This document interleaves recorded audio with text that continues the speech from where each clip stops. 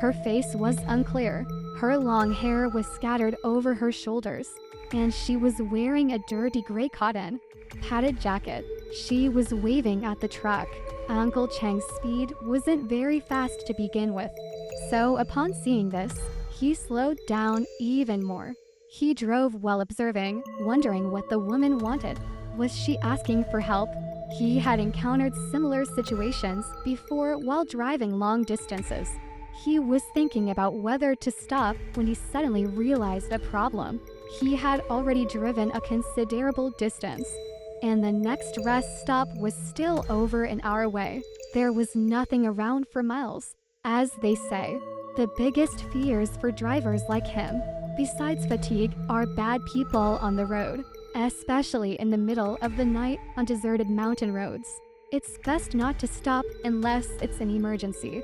What if it was a trap set by carjackers? So Uncle Chang didn't dare to stop. He stepped on the gas, increasing the speed and driving past the woman. As he passed by her, he couldn't resist glancing out of the open window. He was startled. Although he couldn't see the woman's face clearly, her eyes were particularly bright. In that split second as they passed, they gleamed in the darkness, staring at him fiercely. He said it gave him goosebumps all over his back. He quickly rolled up the window, relieved that he hadn't stopped. He decided to drive to the next rest stop, but to his surprise, less than 10 minutes later, he saw another figure not far ahead, also waving at him. Uncle Chang was confused. What was going on? How could there be another person? He rubbed his eyes and felt a chill.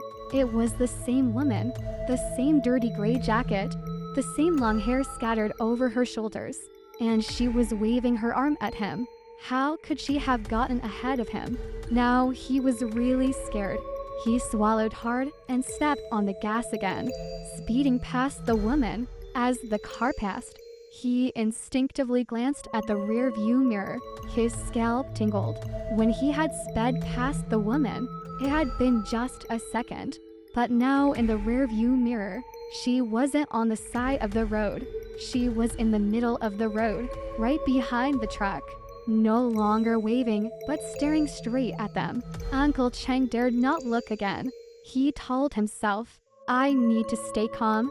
I need to stay calm. Uncle Chang wanted to light a cigarette to calm his nerves. His heart was pounding as he reached for the pack of cigarettes on the dashboard next to the steering wheel.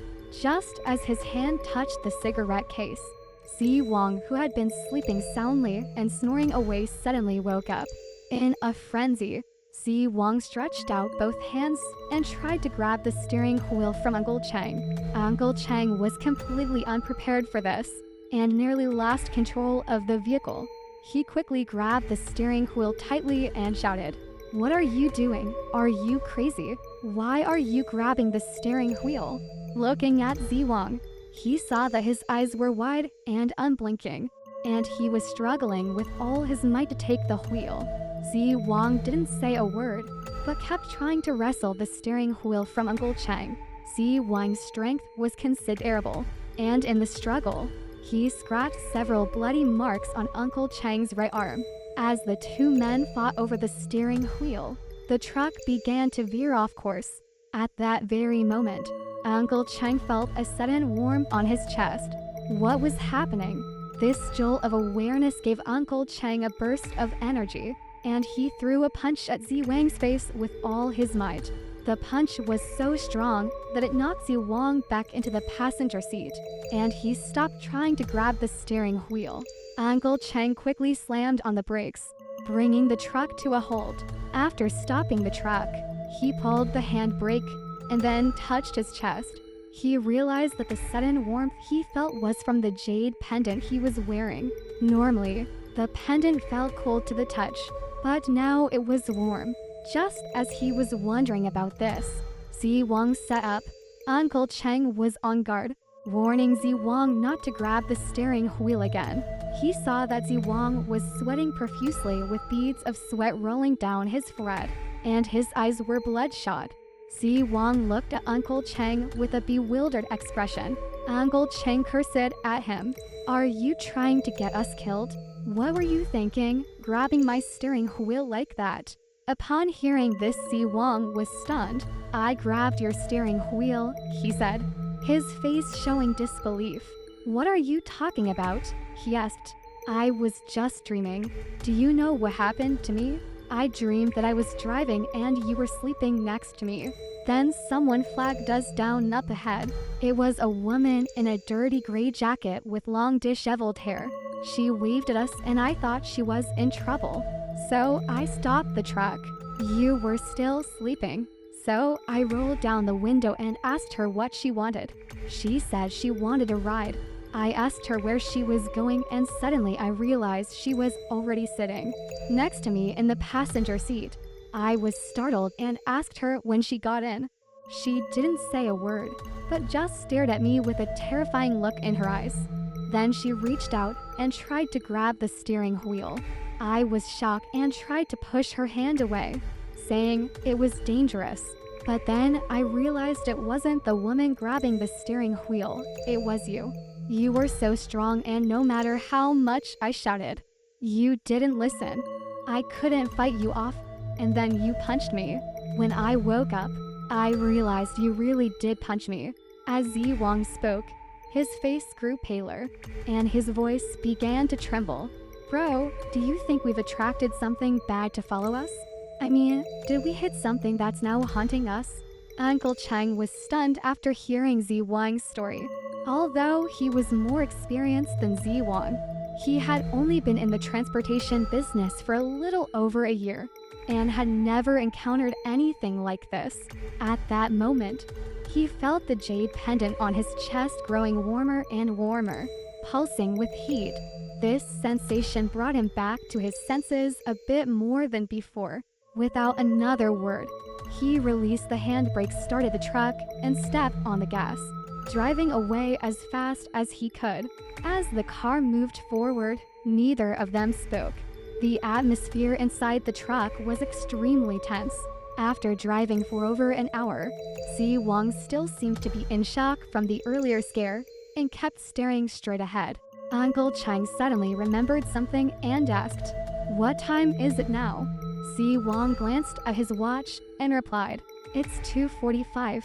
Bad," Uncle Chang said. When they had left the last rest stop, he had checked his watch. It was 11:30. Given the distance between the two toll stations and his driving speed, it should have taken him no more than 2 hours to reach the next one.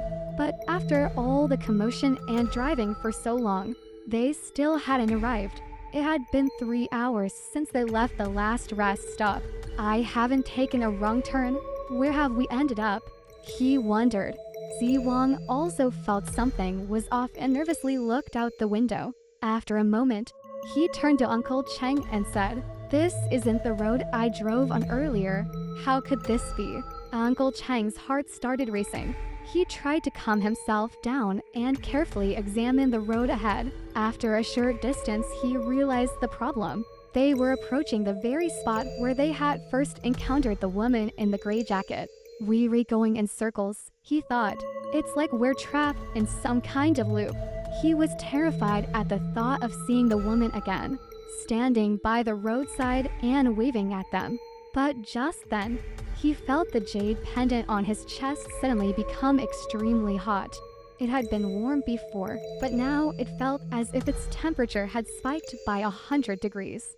The jade, which was hanging on his chest, felt like a branding iron searing his skin, as if it were about to cook the flesh beneath. Uncle Chang let out a scream and reached for the jade, but the heat scorched his hand, forcing him to let go immediately. The jade seemed to be glued to his chest, and the searing pain was unbearable. With a cry, he stopped the truck and collapsed onto the steering wheel, clutching his chest. Si Wang was terrified and shouted, "Bro, what's wrong?" The pain was so intense that Uncle Chang couldn't speak. It felt like his chest was on fire and he dared not touch it. At that moment, there was a sharp crack and the jade pendant shattered. Uncle Chang later recounted this part of the story to his son, Z. Chang and the client's father and son looking quite pale.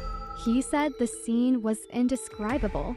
The jade pendant which his mother had obtained for him had split in half and broken into several pieces, falling into the truck with a series of clatters. Ignoring the broken jade for the moment, Uncle Chang started the truck again and drove forward.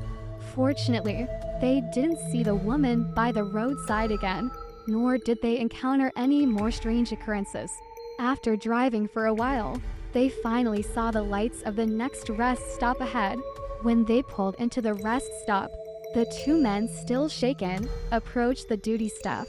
The staff members thought they had encountered some trouble, but when they heard the men's incoherent story, they simply comforted them, saying, "Don't worry, everything's fine." They stayed there for a while, resting, drinking some water, catching their breath, and eating a bit. After a short while with the duty staff, they finally calmed down. Since they were on a tight schedule, they couldn't afford to stay long. Fortunately, they didn't encounter any more strange events on the rest of the journey. Uncle Chang and Zi Wang successfully delivered the goods and returned home safely. Uncle Chang carefully brought back the fragments of the broken jade. When he got home and took off his clothes, he discovered that the shape of the jade pendant was imprinted on his chest. He told his parents about the whole ordeal, and his mother was so frightened that she cried. The next morning, the old lady, still worried, took the jade fragments and Uncle Chang back to the temple where she had obtained the pendant. They met with the abbot, Master Jian, a very famous and respected monk in Lanzhou, from whom the jade had been obtained. After listening to their story, Master Jian examined the jade fragments and told Uncle Chang, "It was really close this time. It's hard to say exactly what you encountered, but it was something very dangerous. Fortunately, the jade pendant protected you. Otherwise, it's uncertain whether you would have made it back alive." That journey left Uncle Chang with a jade-shaped mark on his chest, similar to a birthmark, which he would carry for the rest of his life. In his view, this mark was a reminder that, while making money is important, one must have the means to enjoy it. As his business grew, his scale expanded and his wealth increased. He never became complacent. He always prioritized safe driving for his employees over profit and efficiency.